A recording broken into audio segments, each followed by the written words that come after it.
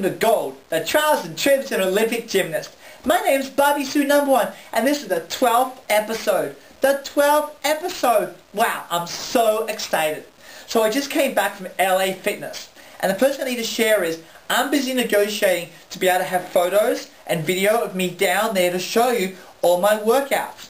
Because I think it's important, if in any way I can show you some of the stuff I'm doing down there, it'll help you understand for your own fitness and how for you to reach peak performance as well. So in negotiating with the manager right now, we'll let you know. But one thing you understand is everything is negotiable. Everything is negotiable.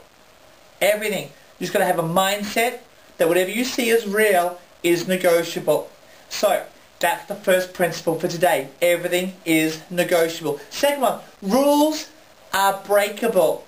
See, with Nadia was taken to France to compete, but they were going to put in like this junior league, and they wanted to compete at the major showcase, and they weren't allowed to. But Bella actually got them to actually compete on the main floor as an extra demonstration. Even though had a lot of resistance, wasn't supposed to do it, he got Nadia to perform, and that's what catapulted her to the center stage coming up for the Olympics.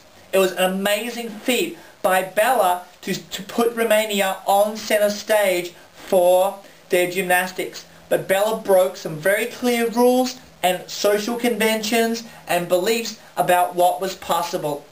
So, but thirdly, evaluate consequences up front. We're going to evaluate before we make decisions. For Bella, if he didn't do it, Nadia just wouldn't get to compete. But if he did, huge advantage.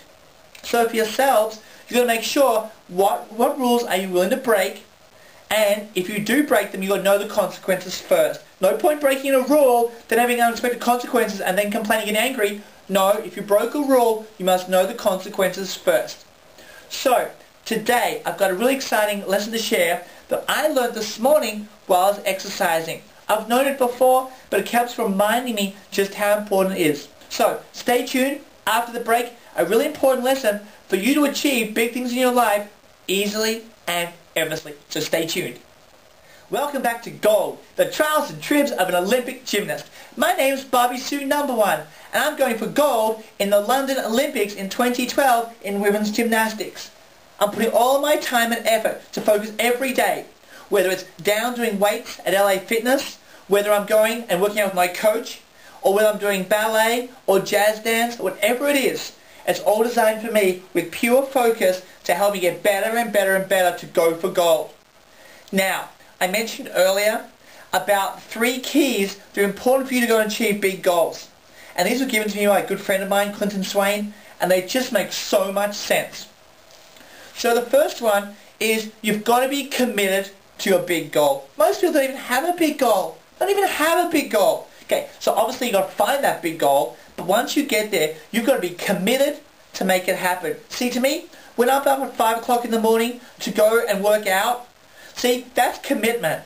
Most people aren't that committed. I'm committed. I'm very committed to my goal. It's very clear, isn't it? It shows. Well, most people aren't committed, but when you become committed, it's about pure, unrelenting energy in pursuit of that goal. So that's the first one. Understand that if you do that, most people quit. Most people stop. Most people drop out. And as a result, they say that there's no traffic on the extra mile. You go the extra mile, you'll find it's wide open because most people don't go the extra mile. You go the extra mile, you be truly committed to your goal, suddenly you'll find you'll break out of the pack. That's what I am. Breaking out of the pack. People are blown away by incredible results I'm getting because of that level of commitment. Number two is be flexible about how to get there. Don't expect the way you think to get there is the only way to get there. There's often multiple ways. This hit me like a ton of bricks this morning. I've been doing all my back bends, and I've been pushing and pushing and pushing, so by the time I get close to doing it off the floor, my body is so fatigued, I haven't got as much strength to kick over. I'm like, duh. So this morning, I decided I did 5 bridges upside down, full extension, and then I decided to do 5 kickovers off the floor. Now, I didn't make them, but I pursued it from the floor with that level of focus and my body still at much higher strength level. As a result, I was really close. The third one, I almost kicked over. So now I understand that I'm going to get that goal, the goal of kickovers. It's going to collapse under the weight of my willpower. I guarantee it, and it'll be very soon and safely with no injuries. As I'm doing it, I realized I could be flexible. I could go for it a different way and get there, and that is every day limit myself to 5 kickovers. Now, I might not get any for tomorrow, maybe even the day after, but at a certain point, bam, I'll be over. And maybe I only get 1 out of 5. And then the next day 1 out of 5. And the next day none out of 5. The next day 3 out of 5. Next day 2 out of 5. Next day 4 out of 5. Next day 5 out of 5. 4 out of 5. 5 out of 5. 5 out of 5. 5 out of 5. 5 out of 5. That's the goal. So I'll let you know how it goes. Right now, I was really close. I can see where it's going to go. So, be flexible about how to get there. See, if you think the only way to go is how you think it is, you're not open to all the possibilities that the universe can give us to succeed. So, be flexible about how to get there. Number 1, be committed to your goal. Number 2, be flexible about how to get there. And number 3, don't be attached to either the goal or your method of getting there. See, for most people, they attach onto the goal, so the goal becomes part of their identity. I am. See, were I to go to London and not win the gold, I still know I'm an incredible gymnast, an incredible friend, an incredible cheerleader. I have so many gifts of who I am. My identity is not tied up with my pursuit for gold. Now, I'm committed. I'm committed, but I'm not attached. So as a result, if I don't make it, and I will make it, if I don't make it, then my identity doesn't suffer. I don't lose self-esteem. I don't beat myself up. I don't tell myself I'm no good. That's what most people do. Most people tie themselves up to their goal, whether it's making money, their relationship, and when it doesn't work, they beat themselves up. So we are not attached to the goal or the methodology. That allows the universe to rain on possibilities for us and give us everything we need to succeed, because the universe is conspiring to make us succeed. Well, this is a long section, but let me go over it once more. Number 1, be committed to your goal. Number 2, be flexible about how to get there. And number 3, do not be attached to the goal or your method of getting there. When we come back, I'll share a couple more key points and then we'll wrap up this episode. So, stay tuned. Hi, it's Bobbie-Sue number 1. Welcome back. I just shared about the 3 keys, the idea of being committed to your goal, by having flexible about how to get there and not being attached to either the goal or the actual method of getting there. Now that's very important, but one key element I didn't add is about the importance of focus. See, say your goal is about being financially successful. A lot of people get very scattered. They do 10 different things. Well, that's not being committed to one. See, a lot of people, they'll do a network marketing company, another network marketing company, another marketing company, some real estate investing, run a business, work with someone else, do joint ventures, and suddenly they're so scattered on their time, they don't actually achieve what they're after. In fact, they struggle, and most of them I know are broke.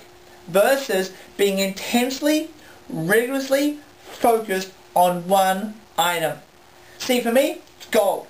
Everything else I do leads me towards. So whether I'm working on my ballet, whether I'm working with my coach, whether I'm working down the weights, whether I'm with my jazz coach, and whether I'm doing my cheerleading and working on my routines that helps with flexibility, everything I do leads towards that one goal of being the best physical form, best shape, best techniques, ready for goal. But most entrepreneurs, boom, scattered. Scattered, focused. Scattered, focused. Recipe for success is focus. Single-minded, determined focus. That's what successful people have. They have one thing that they're focused on and they're committed towards. So be careful about the flexibility becoming too many paths. Flexibility means alternate paths, but all towards the one goal. So, once again, committed to your goal, focused on that, flexible to a different way of getting there, but only one way of journeying in, and then not being attached to both. So, hope you find that very valuable. It has for me, and I know it has for many, many of my friends, the idea of focus and commitment made a big difference. So, thanks for watching. I look forward to seeing you on the next episode. Thanks a lot.